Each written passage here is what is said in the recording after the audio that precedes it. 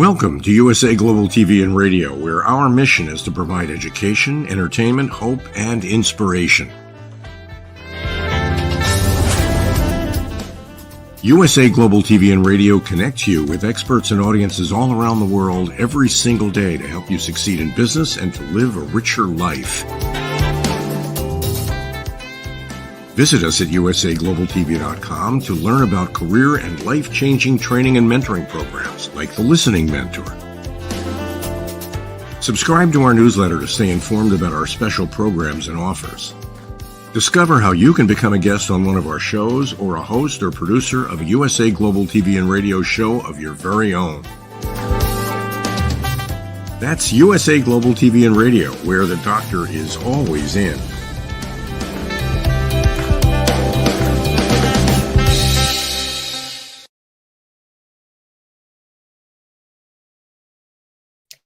Good morning, good afternoon, good evening, and welcome to USA Global TV and Radio, where we provide world-class education, hope, and inspiration. And today, some lawn mowing noises. So my apologies. I'm Dr. Jacalyn Kerbeck, and our show today is coexistence and sustainability. And we've got a great topic, which is common bird feeder mistakes and how to fix them. So as you know, I'm just the host. We have the star of our show, who is an expert in many things. Let's welcome Pet Psychic AMINAH. Hello. Hey. Friday, the great weekend, the great shows, everything. And you have shows all week. If everybody didn't hear what she just said, there's something for whatever mood you're in, for whatever challenge you're having. We give tons of free information. That's the goal, is to share the wealth that we've been given. All of us, all of the co-hosts are just top shelf. Absolutely. Thank you so much, AMINAH. And, you know, part of what you just said, I just want to touch on before we get to our subject. We had a guest on 2 shows ago today, and then our last show. We've been talking about this, that it's so important to give back. And that's what you're doing all the time. You're providing so much education and value. Before the show even started, I was telling you about a personal problem with these iguanas, and you know so much. And you said to me, you know what, I don't going to look into what a solution could be. Like, you just jumped in and offered that, and I really appreciate it. And that's what you're doing here on this platform, and that's what you do in real life. So, not that we're not real life now, but you know what I'm saying? Real people I get to see or and I'm very fortunate because I think what I want everybody to take care of. So I have a minor in history, and I absolutely love it. And people don't understand, we have these horrible pandemics, or we have these the depression and these world life-changing events. But we either meet it, learn from it, and grow, or we do it again until we learn it. So everybody take the moment, this moment, every moment. And one thing that I practice and one thing I preach, besides all the coexisting, is if you have someone, like, let me use a real life thing right in this moment. Dr. Jacalyn, I hope you feel that I am grateful for you, for the show, for you hanging in there in the beginning when I was like, it's not professional enough. And I was like, I want to quit every 6 days or something like that. And you're like, no, we're going to get it. We're going to grow together, and we're going to get the, whatever it was, the graphics this time and the voice this time, because our content was wonderful. You and I were wonderful. I had a bad hair day. And you had a bad hair day, and then we had a bad clothes day. You know, and we shaved our heads. Yes, and then life got in there. But I want to encourage everybody. It makes you a stronger person. I'm not saying it's easy to go through it. It isn't. The real big lessons probably are the most painful ones you've gone through. If it's a death of a loved one or something. I'll give you an example. When I was 11, my best friend, who I basically lived at her house, literally, they lived too far from us. So when I got to go there, so somebody had to drive me. I was 11. I lived there. I was there for weekends and holidays and everything. And one day she called me when we were probably about, I think we were 11. And the first thing she said is, my parents are dead. And I said, what? I said, that's not funny. That's really not funny. Who would joke about that? And she said, it's not funny. I said, how would you know that? Your grandmother's with you. You said they were out of town. It was on the 8 o'clock news because her dad was a fighter pilot. Mom and dad were in a commercial plane. He was flying and the engine gave out. It was a problem with the engine and they couldn't recoup it and get to the ground safely. And in that moment, she and her 2 sisters were orphaned. It changed all of our lives. It changed all of our lives. But I hope I've turned it into positivity and love. And she has a magical life now. I'm not saying that it's not hard, but I can't imagine losing your parents when you're 8, 9, 12. That's where the ages of all of us that were children involved in this. That's But remember, heartbreaking. yeah, No, I can't imagine what that is. yeah. I mean, we were 11. Her sister would have been 13 and her youngest would have been 9. So that was all of our ages and we were all glued together. And the sad part is I saw her one more time after they moved because she and her sisters had to be farmed out to family because nobody was financially, they tried to keep the girls together. They kept them in the same state or same, that kind of stuff. But that's a lot to take on all of a sudden. You have 3 small children. And luckily their grandmother was still on premise with them, but handicapped or elderly, not in any shape to take custody, much less barely take care of them, but they had an adult in the home. So it has marked my life every day. I try to say, and I hope I do this with you, Dr. Jacalyn, I'll do better if I can, but I also want it to be genuine, is to say thank you and to say I appreciate you and thank you for being the friend I didn't know I needed. And we have laughed, we have renegotiated, no, let's do that show better. Oh yeah, I can do that better. And because I respect you and I know the professionalism that you expect, but you also encourage and help us get there. So, I'm not on an island all by myself on this show. And I really, really appreciate that. And I think everybody understands that. All the silly things we talk about and we try to laugh with you all and go, yeah, my bad. I shouldn't have done that. No, thank you, Amina. I really appreciate that. And I feel the same towards you. I've learned so much. And in fact, I thought of you again the other day. And I thought to myself, before I was here, when I was in New Jersey, and then my mom passed away and then came back here to Florida, I was literally still kind of terrified of all the things that live here.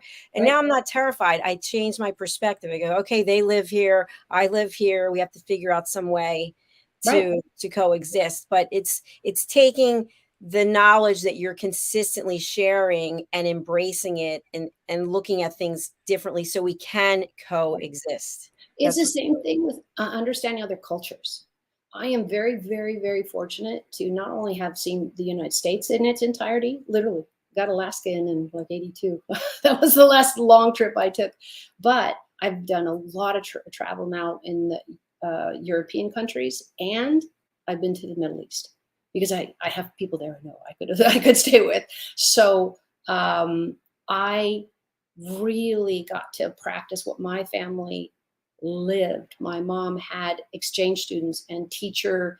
So my father and mom were teachers. So they would have other teachers come in the summer for classes and to visit and to network.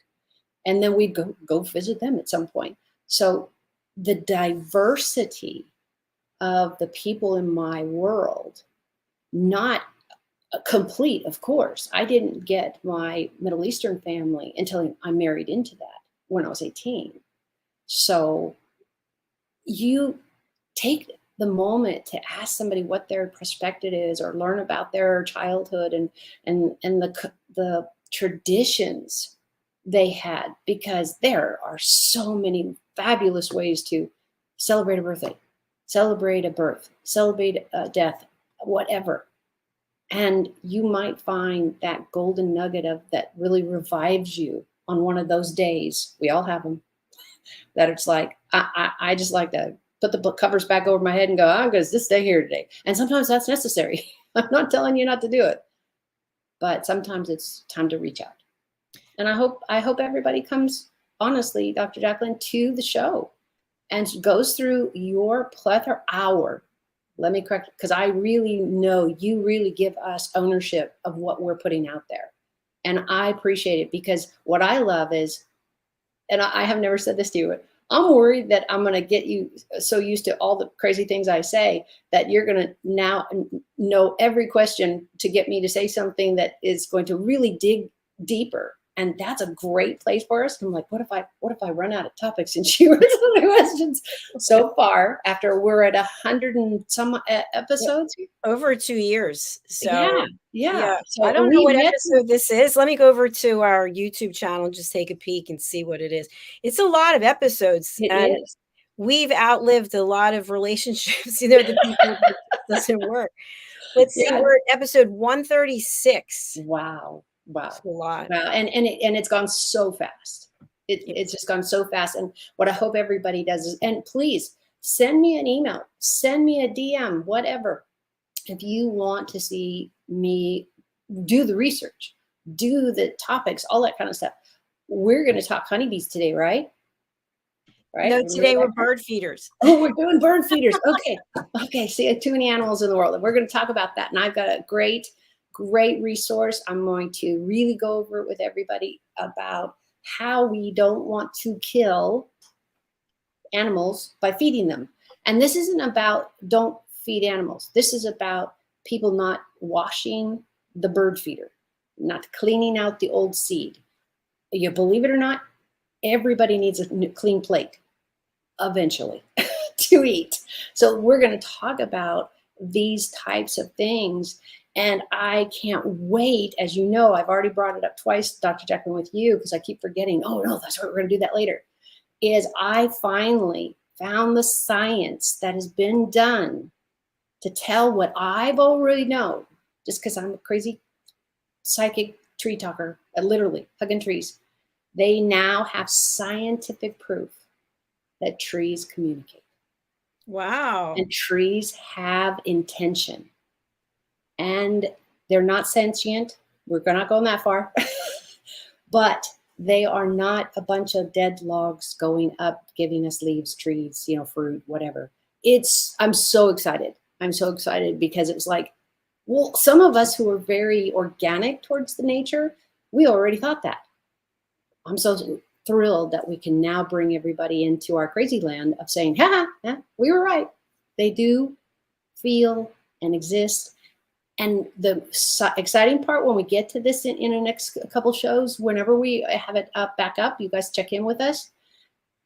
The science is proving scientifically how they know they're communicating and caring for each other.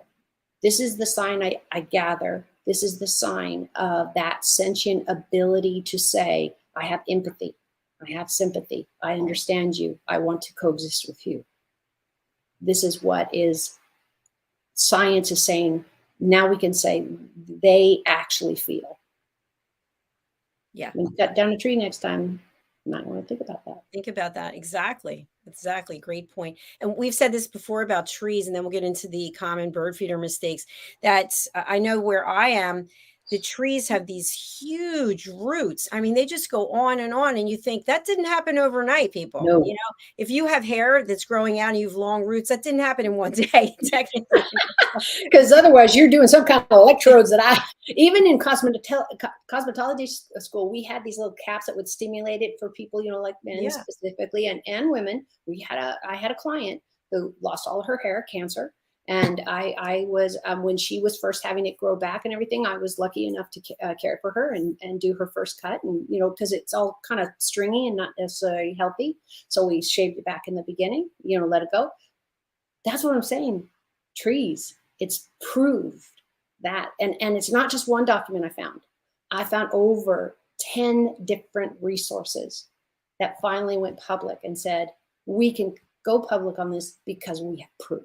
We can prove our theory because so many of us already believed this was true.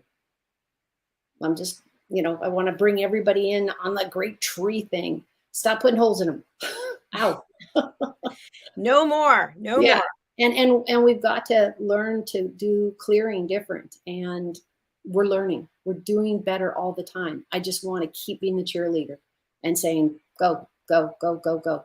And as the coach, I'm going to do the research to help you have more conviction, because I really truly believe, Dr. Jacalyn, what we're doing on this channel for all of us is we're sharing knowledge that emboldens you and strengthens you and supports you when you try something new that we've recommended or you found useful and you said, I need that in my life.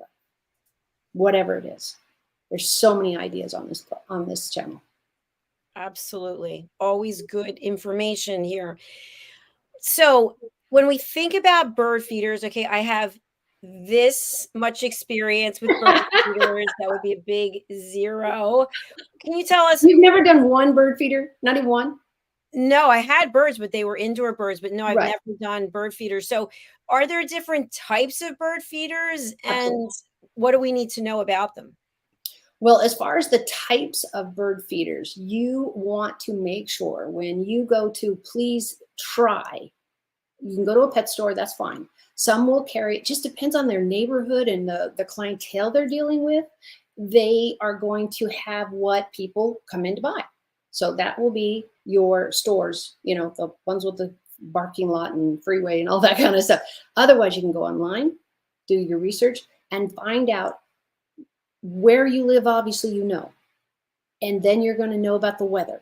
So you need to have a place on these. The Audubon Society is the first place I really recommend you go. They're the experts. Their whole mission, their whole job is to help the birds and understand the birds. And they're going to have some of these articles that I am talking about. I'm going to limit it pretty much to one specific article because it's got the points I really want to make sure we get through in this short time. Audubon Society is a huge resource. They will come out and do programs for your schools sometimes, for your children's classes, for the brownies, for the Boy Scouts, all of these places you can get these wonderful moments where these children are our future. And they're going to hopefully do a whole lot better than we are. But what I love is 90% of the time, those parents are there too. Because if you get the parents on board and the kids on board, and either one of them gets really excited about saving a life for whatever, how wonderful is that? Yeah, that's what we're going to do. Did I send that to you? Because that's exactly what we're going to do. No, I just pulled it up. Good, good. And that's what I want everybody to see. It is this simple. You just go to the Audubon Society, and I've got this wonderful little key, and I can send it with Dr. Jacalyn, and we can get it for anybody to download. And I will have it on my Facebook page where all of these shows are linked. So what we're going to talk about first and foremost is, let's talk about the list of all the things that you need to know. So this one, I have it condensed down to 8 common bird feeder mistakes. Okay. And this is, what I'm not going to go over how to fix them completely because I'm going to keep us during a time, but I want to go through these so you have an idea what we're talking about. Bird feeders need to be very conscientiously chosen for the birds that are in your yard. So please, please, please remember, talk to somebody, go to the Audubon's.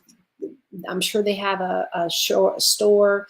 Go to any bird place and see if they have any good bird feeders. Look at it's not just cute. Maybe it needs to be so high. It needs to be so long, because a bird is not going to take their life in their hands. If, let's say, you have cats and they can get up the pole, hopefully it's metal, that won't happen. Or you put a barrier in, the birds won't come. They won't come, and you will have seeds rotting and that type of stuff. They'll have tips on what do you do on the bottom if you don't want seeds in your grass. A lot of time that is a real problem for Mary. But number one on our list, so I don't know if this is by priority, but let's assume it is, that is the problem. Dr. Jack, do you have any idea what number 1 would be on bird feeders? What's the problem that number 1 people have? Other animals stealing the food? That is really a good idea, but no, it's not enough variety. Oh, I never would have gotten that one. It's like saying we're going to have Captain Crunch every morning for the rest of your life. Woohoo! I don't Yes. care how much you like Captain Crunch or Fruit Loops or oatmeal or whatever. I promise you will get to hate it soon. Very soon. So animals are about the diversity. First of all, they don't want to overtake all the earthworms out of the ground because that's what the soil needs. So animals who eat animals, even plants, they're only going to consume as much as they need to stay healthy and thrive. And it's only people that go past that and store it up and then it rots and then we all throw it away. Have anybody been to the landfill lately? That's just a whole tragedy. So variety is key when you're going to do your bird feeder. Make sure you have talked to the Audubon Society or read up, or you have a pet store that just does birds, or you have an expert you can talk to. But the internet is amazing. That's number one. Number two is infrequent cleaning. And they've got a word they've added, routine, meaning you have no routine. Routine is you've got to say, okay, the first of the month, second of the month, whatever works in your schedule, we're going to take it down, do a full cleaning. Let me be very clear on cleaning. It has got to not include chemicals, not Comet. Dove is usually fine. Dawn, not Dove. Dove's the other one. Dawn is usually fine. It's a great grease cutter. If God forbid you have something, I don't know what you'd have grease for in a bird feeder, but when you use any cleaning product, it has to be very small, use as little as possible to just do the cleaning. Get an old toothbrush so you can get all over into the whole part where the seeds are and wherever it's being distributed by whatever vehicle, and let it dry in the sun. Do you know why I recommend that you dry things in the sun as often as possible, Dr. Jacalyn? As opposed to putting it in a dryer? Mm-hmm. Or leaving it in your dish rag, because a lot of bird feeders are like glass. And so you can just wash them, take a little squeegee, wash them, and then let them dry in your little dryer. Because we have the dishwasher, but we also hand wash. I basically hand wash because I'm using the same plate all day long. But a lot of people do that. So what you don't want to use is harsh chemicals or not have it dry completely. That's where mold comes from. Because then you go outside. Exactly. You're going outside, you got rain. Who wants to eat that? It's like, yeah, no, well, you know what? Take it down. Or you have that wonderful artistic ability, because truly bird feeders today are art. Have you seen some of these things? You go to any of the stores that just do bird feeders. They have stores that just do that. Just that. And yeah, it's like, you want to go to the St. Bernard dog store. I don't know that anybody has one of those. I've never seen just one dog breed. But I've seen bird places. Now, they're not as common. After the types of years we've had, pandemics, all that kind of stuff, a lot of stores really had to close their doors. It just got too expensive. But you can find all this online. And get one that not only is whimsical and you think is lovely, but one that you feel that is great for that bird.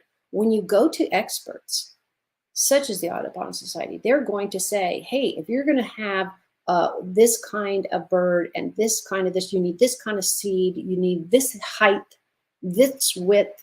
If they don't, wildlife in general, if they don't feel that where they're going, patio, sidewalk, deck, bird feeder, whatever it is, they're going to land on this. So land on the birdhouse, land on the stick that's usually sticking out. That's pretty classic for a birdhouse, for a feeding station. If it is not stable, not rocking around all over the place, and every windstorm it hits the ground, they will try it. If it is not stable, they will not risk their life for that seed. They will go in the trees and the bushes and go to another resource. Wildlife has choices. We, humans, have reduced those choices to very small amount of space, time, area. because of the chemicals we're using, because we're not planting the way we used to, because we're putting in more condos and cement and garages and not dirt and not flowers. So if you feel that you want to see the birds, it's great to have a bird feeder near a window. But if you do that, you must put up something so the bird understands there's glass. They don't understand glass. That's why so many birds get their necks broken, because that's usually what hits. They fly right into it, snaps their neck, and they're dead on the ground instantly, I hope, if it happens. So remember, you need to put possibly a film or something that gives a reflection. And if they see the reflection and they think it's another bird, that's fine. They still might attack your window thinking that they have to defend themselves. But these are all the things you need to read up on when you choose your bird feeder. How far from your home? What about a dog? What about this? How often do I change the food? So we're going to go through a couple of those in kind of order and answering what questions I think you will have. So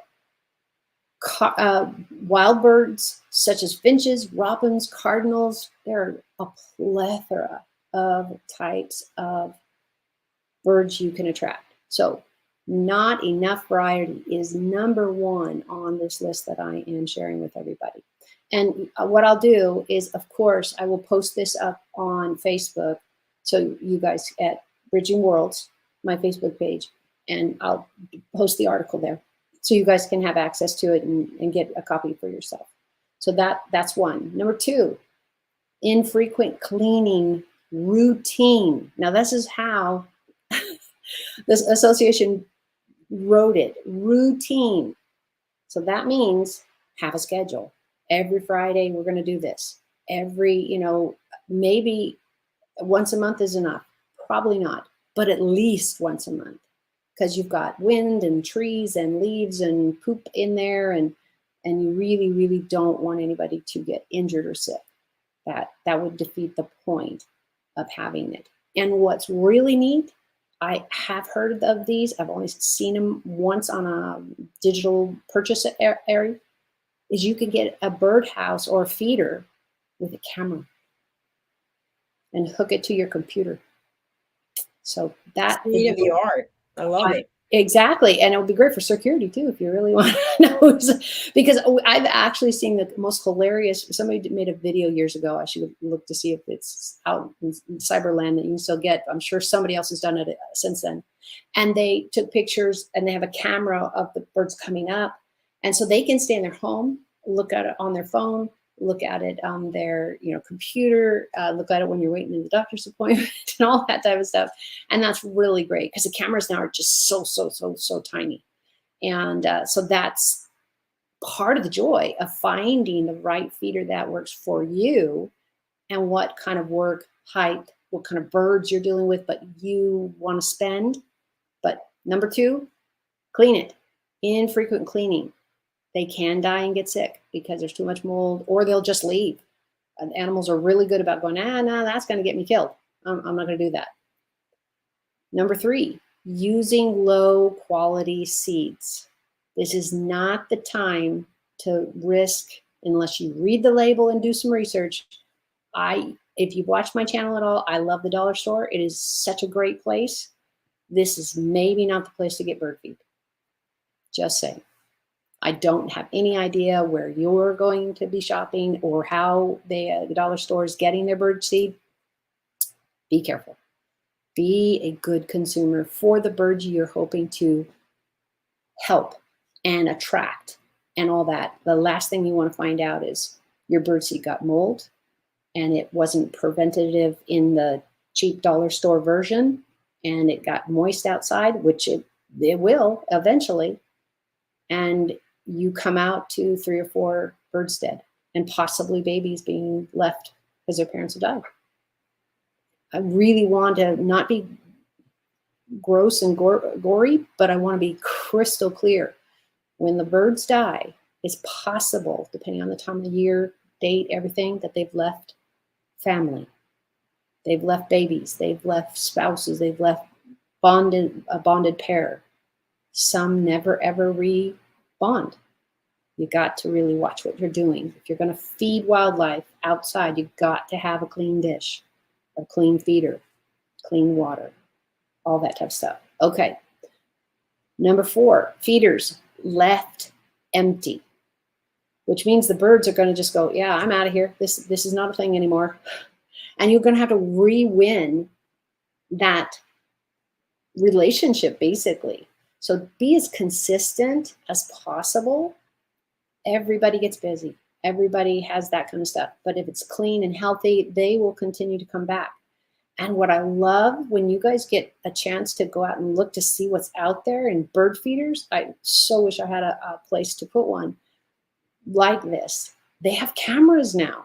They're little teeny cameras. So you get that close up without ever having to go out and scare the bird or have them not come because us big carnivores are running around, and you get to watch the babies grow up, or whoever gets to visit.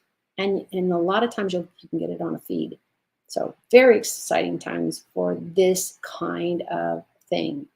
No low quality seed. Go to a store that feeds wildlife. Specifically, somebody you can ask, but you can Google it and see who's selling actual things. Talk to your vet if you have one and see if they have a recommendation. You probably can do a more variety search on your own, but always try to find somebody that is a professional that can really, really help you. Okay, so we got to using low quality seed, right? So now, yep. No, I think we were on leaving the birds feeder empty. Okay, so again, no cheap dollar food. Okay, unless you can research the label, and with all us having cell phones, that's possible to do right on spot. You can look at who made it. You want to look, and I haven't looked this up in a while. I really want to get through the do's and don'ts on this show, but you need to really look at and talk to and read your area of what's your local birds, what do they eat, what are their habits, all of these types of things. So you put your bird feeder in a place they'll actually come and feel safe. Maybe you want it by your kitchen, I don't know, window, but that's where the TV is. You might wait 6 to 10 months or never have birds come because it's too, like, imagine a family room and you're on the outside and everybody says, no, no, no, you could come, you can sit on the patio, and you don't understand people enough. And they make lots of things, they laugh and then they clap and then they argue and then they go get food. Until an animal is habituated to, oh, nothing bad happens, they might not come at all, but they also might not stay and they might not repeat because they don't feel safe. So remember that. You need it high enough so you don't have cats crawling up the pole. So the poles you have is not going to have things that for them to climb onto. And that has to be a place for them to be safe. So no infrequent cleaning, gotta clean. It gotta have variety. Nobody wants to eat bananas every day, and nobody wants to eat sunflowers every day. It's not healthy for them to do so, or for any of us to constantly eat just, a small amount of foods from different food groups is ideal. Low quality, nope, don't do it. If you're going to feed the birds, if you're going to put a bird feeder up, go with quality things that you can research and find out who's the company, what's the other ingredients in there, and find out what's really going to find out if it is safe for them to do that. And the Audubon Society has tons of tips. So I'm giving you some tips from Better Homes and Garden put out this article. So I'll put it up on my Facebook page, as I said, and you guys can have access to it. Feeders left empty, touched on that. Be consistent. Let's say you put it on your calendar and you see how the birds are eating, or of course you got a rainy day, sunny day, or whatever. Because sunny day, the reason I say that is because it can cook the seeds. If you've got them in a place and the top isn't enough, or you find out that you've got a really great feeder, but it's metal on the top and it created too much heat, and cook the seeds. These are things you're going to figure out as you go. So keep these kind of tidbits in mind. And that's why it's really great to go to a store that deals with birds specifically. That would be a really great boon. Feeders left empty, we talked about. Water. Water is essential. You really need to have a bird bath with a bird feeder. It is really important. It's just like you and I having dinner and have no liquids on the table and nothing. You don't have a bottle of water. You don't have a thing of juice, soda. That's not even in there because that's not healthy, nor is it helping you get moisture where water or milk or any of those would be a lot more healthy. So again, you need to clean the water. You need to, if it's a bird bath, that's fine. Or you can have one that's enclosed and they can have a way with their beak to get to it, depending on the bird. Again, you have to get something for the birds that you have. All their beaks and their talons and their little feeties are different in size, weight, because that's how they all eat different things. If we're going to talk about somebody who you are talking about, like an Amazon parrot or some giant bird, yeah, a little bird feeder, little thing, yeah, it'll break it in 2 seconds. Know the birds that are in your area. And that's why going to a store and checking with the Audubon Society and so many other googly things you can do online about your yard, about your area. Maybe you have a neighbor that you haven't had a chance to get to know, and you've noticed that they keep a bird feeder full, clean, these types of things. Ask them. Get to know your neighbors. Ask them, how's that working? Is it working? What are the downsides? And you can learn together, or they'd be glad to help support you. So no feeders left empty. That's really, really important when they see you as a food source. So be careful there, because we want to maintain it, or be more proactive about, okay, I'm going to do it in the hot of the summer where it's really, really tough for them to find food, but not maybe on the really after the rains. They've got plenty of food. Those are things you can decide. Forget. Go ahead. Sorry, we are down to 2 minutes. So wow. Yeah, okay, I'll just read through the last four. Don't forget water. Poor feeder placement. We just went through that. Using harmful pesticides. Don't do that, because you're just killing the birds that you're attracting, which is kind of cruel. Allowing outdoor cats. So if you have an outdoor cat, it's going to be a little bit harder. I personally don't think it will be impossible, but you also are endangering the birds' lives. So be careful. Have it some kind of time that you can go where the cats are not out and the food is out. You can move the food. So I hope these are some really great tips, and you too will try a bird feeder if you want, or other things. I am not a fan or any way recommending that we feed wildlife. That is not ever a good thing. Birds can be a slight exception, and I know everybody's doing it, so that's why I did the show on this topic, because I really want to cheer everybody on by doing it healthy and more on purpose. We're going to do it. I think that's great. And sometimes we have so much urban development that our poor birds, on every type of bird, is really struggling for healthy, consistent access to good food.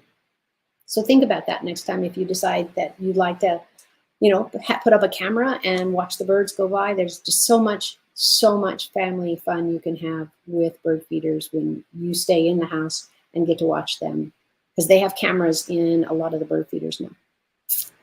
Wholesome, healthy entertainment and coexistence to the fullest. Yeah. Pet Psychic AMINAH, how can people reach out to you, and who would you like to contact you? If you have any challenges with your pets, end of life is something that I specialize in, because I actually work with people at their end of life also. And I can help you. I am a trainer. I have done that on my own pets and the rescues I've done, let me know. What I tell people, as I did a client 2 days ago, I am not in charge of the conversation. I am there to answer the questions you ask and the ones that your pet wants you to ask. Because yes, I can hear them, and I don't need to be in your house. My gift has always been remote. Always. I can hear things all the time. And I had to learn to cut out the noise when I go walk around the neighborhood, because I'm the one who's always going to hear the dog or the cat or anything like that. So let me know how I can help, because we can all share something. And I learn so much from everybody, because you're going to do things maybe a little different because you've listened to your pet and said, no, this is what they love. This, and it's healthy, and I'm all for that. And we can brainstorm together. Outstanding. Thank you for another excellent episode filled with tons of gems. Please do go over to our YouTube channel, USA Global TV and Radio, and subscribe. You can find all of Pet Psychic AMINAH's shows under the playlist Coexistence and Sustainability. So we look forward to coming back on Friday. I'm going to have a beautiful weekend as for everyone else. And remember to be kind to yourself and to animals. Absolutely. And hopefully I'll say a good prayer for you. No iguanas on the roof. All right. Thank you. I feel your pain, because these are huge. They're just going to crash in eventually. They're like small dinosaurs, I know. They absolutely are. So have a fabulous weekend. Thanks, you too. Bye, everyone. Bye. Bye.